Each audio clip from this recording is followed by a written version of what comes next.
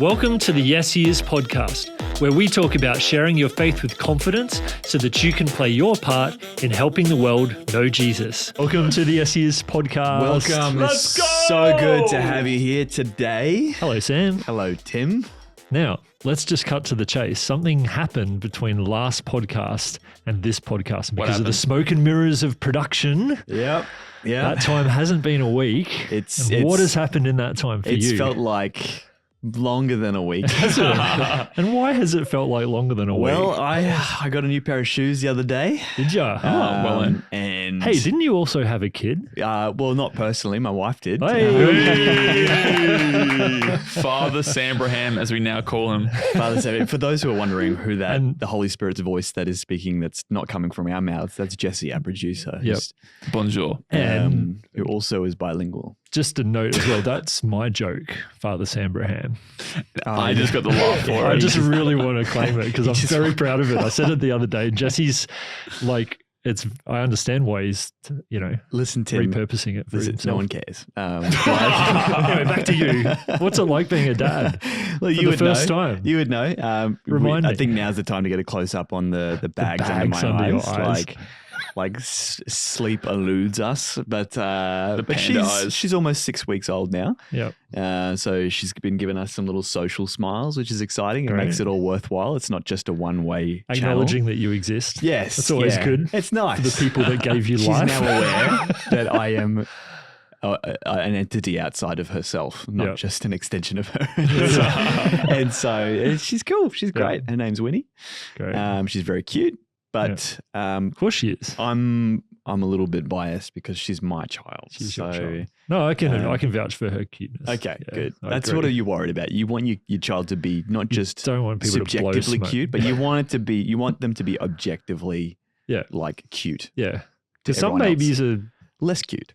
Yeah. Yeah. Anyway. Yeah. We don't want to offend anyone. And we'll chuck a photo up, rate my baby out of 10. And no, we won't do that. But anyway. Awesome. Yeah. Well, let's get into the episode. Yeah. Hey, a few weeks ago, I don't know how many episodes, Jesse will know, and he'll probably put it here, ding, on the screen. But we spoke with Cam Gullo, and he shared a story. So he's in the music industry, he's a manager of some artists, and he was backstage at like an event. And incredibly well dressed as well. Yeah, and that episode was episode 62. 62, wow. Episode 62. How handy is it having the producer just... He's so good. He's so switched on. Fat facts behind the microphone. What year did World War II end? Not 71? No. Did you say 71? World War II? All right. Anyway. Before he loses any credibility he's earned. Wait, why are you... Anyway. Cam Gullo 9 episodes ago yes. Shared a story about he was backstage at some event, probably the Grammys. Let's just say it was the Grammys. Yep. But he was with a whole bunch of industry folk and just got not absolutely cornered, but just out of the blue, someone just asked him directly about his faith. And it was like the whole room kind of looked at him. Yep. And he did, according to his story, a very great job of doing that. But it's so like inside my heart, if I'm really honest, there was part of me that I'm like, oh man, like that's a moment that part of me would absolutely freak out. Yeah, right. And just be like, oh, because I'm a very empathetic person, as in I'm keenly aware of like if, let's say in that situation, I'd, as much as I could my brain would be scanning the room and be like, who's here? What's their perspective? Yes. How do I speak to that? And in a room full of different like worldviews and perspectives and that sort of stuff. And so part of it I think clogs the cogs in my brain and to have the mental acuity to like give something of value in that moment when you're just obviously been offered a silver platter. Yeah. I'm just like, like an opportunity to share your faith. Making me feel a bit stressed right now. Yeah, 100%. I get that. And that's not always the case, but that's what we wanted to talk about today. So it's not always the case that you're asked by a room full of people to, defend your faith or to give an answer for the hope that you have. Yeah. But it is something that I think we need to be continually improving on is just our ability to interact with people who don't have the same don't share the same worldview worldview. Yeah, there's like a different perspective. Yeah. And I think that, that's really valuable, because the reality is sharing, like evangelism is not evangelism unless it's to someone who doesn't know Jesus. Yeah, it's fundamentally that's what it requires. Evangelism is fundamentally sharing Jesus with people with a different worldview. Now, it might be, an agnostic worldview or an atheistic worldview, which is quite common. But there could be other people, there's Mormons and Buddhists and Muslims and others off the top of my head. Yeah. And so like there's so many different and very, very different nuances to like all of those. 100%. Yeah. Have you ever wanted to share your faith but felt unsure of what to say?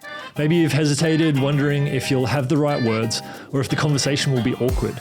Well, that's where the yesHEis app comes in. The yesHEis app helps you share your faith with confidence. It's packed with practical tools and resources to make sharing Jesus a natural part of everyday life.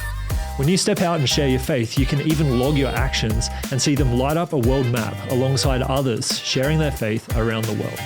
So if you're looking for a simple way to step out and make a difference, download the yesHEis app today. It's free, it's simple, and it will encourage you to share Jesus with confidence. And now, back to the show. So how do we do that? How do we share our faith? Well, that's what I want to talk about today, because we bumped into an article. Now, we've got a bunch of micro-learning in the yesHEis app that's actually very specific to a lot of those worldviews. Yes. That It's you actually just mentioned. got this guy's face on it. Yeah, Mr. actually, Sam, you're in some of those worldview videos. Yeah. So you're the professional on those micro learnings. Professional is a very generous term. Thank you, Jesse. I read a script. I read a script that I had a hand in writing, and most of it was not ideas from my head. So, but yeah, super valuable But content. there's 13. Yeah. 13 of those different worldviews that we address. Just those specificities of how to like speak to an agnostic or how to speak to a Buddhist. What's the common ground? What things are they thinking about from a spiritual And if there's perspective? someone in your world who carries a worldview like that, it's worth jumping on, downloading the app and having a look at some of those micro learnings, because they take 5 to 7 minutes to go through and they give you a really great 10,000 foot picture of what it means to share your faith with someone of this particular worldview. And I even just reading the content and thinking about it, I was I learned a lot and I was quite challenged. So I think you'll find it really valuable too. We bumped into an article from Dare to Share. Check them out because they have some great content online as well about how to interact with worldviews. And this was really interesting because it wasn't actually specific to a particular worldview. It was kind of like, again, that 30,000 foot view. Like if you're just interacting with anyone who believes something different from you, here's 3 things that can really help. And so that's what we just wanted to talk about and share with you guys today. First word is ask. So ask them questions about what they believe, not to trap them, but to understand them and to break down any relational barriers that are keeping them from considering Jesus. And I really love that idea of asking questions. Yep. And not like, why would you think that? Because it's the same question. Yeah. But you can ask, why do you think that? Yeah. I'm actually really interested. Yeah. Not in a judgmental way, but in a way that helps them to share deeper into it. Because that's, as soon as you go past those superficial assumptions, I find that so rich. Yes. You're like, that's what you believe. And like, why do you believe that? Yes. And even in my mind, when it's just like, I'm disagreeing with so much of this. Actually, to find out their why is really interesting. Yeah, absolutely. And I think if you want to be able to help walk with someone to point B, you can't do that unless you have an understanding of what point A looks like for them. Yes, and good. So thanks, Jesse. When it comes to sharing your worldview with someone with a completely different worldview, you can't actually cater what you're saying. You're not changing the gospel at all, but the way you're delivering it, and it will resonate with people in different parts of the gospel. Resonate with people in different ways depending on their current worldview. And so you want to understand where they're at, what they believe. And that'll help you also have compassion for them as well. Yeah. I feel like it's like little hooks to help you explain the gospel maybe in a way that helps them identify with it, to solve their need, to understand what their pain points are. Yeah, 100%. Yeah. Awesome. So that's number one. So that's ask. The second thing is to admire. And so the real key is to admire everything you can about what your friend believes to help them open up, and don't affirm their sin, but affirm their honesty. Find areas of common ground you can compliment them on. And I remember when I was reading this article, the first thing I thought was, oh, that's really inauthentic. You're admiring them to try and like win them over. And it's like, that feels very salesman-y. But I think the heart is actually quite different. I think the heart of admiring is actually not so much just for them, to connect with them, but also for you and your own heart to be able to look for common ground, to be able to look for ways that you can come together and agree and really affirm, I guess, some of the things that you admire about their worldview. So, for example, if it's a Mormon, you could say, hey, I really admire your commitment to family. That's something that I really do honestly and authentically really admire that. Yeah. Or maybe it's an atheist. You can say, hey, I actually so appreciate your commitment to thinking things through and having a logical, what's the word? Conclusion as a result of thinking things through logically. 100%. I think I used that word logically about 5 times now. But really just like affirm, not just admiring, but affirming things in their worldview. And I think that helps you to find that common ground as well. Yeah. Hey guys, just wanted to jump in here in the middle of this episode to remind you that if you're enjoying this episode, then you need to like and subscribe. I know it's going to bless you, but also rate and review it, because I know that when we do that, it really helps. At least that's what my producer tells us. So make sure you do that. Back to the episode. And it doesn't even have to be about the actual content of their spiritual beliefs. Like you said, it could be about the way that they live life. Or as an example, related to evangelism, like where I live, there's a lot of Jehovah's Witness. There's a few of their churches are around, and their courage and commitment to going door to door, having faith conversations that are really direct. I'm like, man, the courage. Yeah.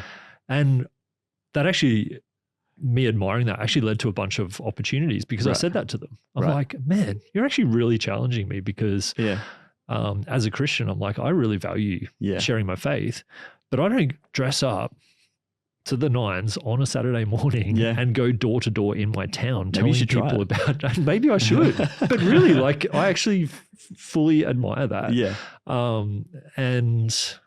So I think there's just different ways we can do that and go about. Absolutely. Yeah. So we've got ask, admire, and then the third thing is admit. They all start with A. I didn't even realize. How exciting is that? That's actually so clever. So memorable. Triple A. Let's go. Ask, Triple A. Admire, admit. Isn't Triple A? You are really Pentecostal. It's a battery. Isn't Well, this Triple is A? dare to share content. So they're showing their This is Pentecostal flags. the 3 A's of sharing Jesus. In the US, isn't Triple A like the tow truck service or something like that? Oh, maybe. Yeah. Or AAA Calling yourself battery. AAA anything is it's the old school way of Saying cheap, I'm really cheap good. promotion, because in the phone book, Yeah, then true. you're the first, Yeah. AAA So electrical. as you're categorizing all of the acronyms in your mind, this should be the first one that come to mind. That's right. Assuming it's alphabetical. Yeah. All right. So last one is admit. And this is just admitting that the reason that you're a Christian is that you know you've fallen short and that you need someone to rescue you, and that someone is Jesus. And so this is just cutting to the chase then, and just taking that opportunity within conversations to say you're a Christian, but not just say you're a Christian, but like you've just been trying to do with them, just peel it back a few layers, and this is actually the why. It's just like, actually, I'm not a great person. I've fallen short. Right. But that's the whole reason. Yes.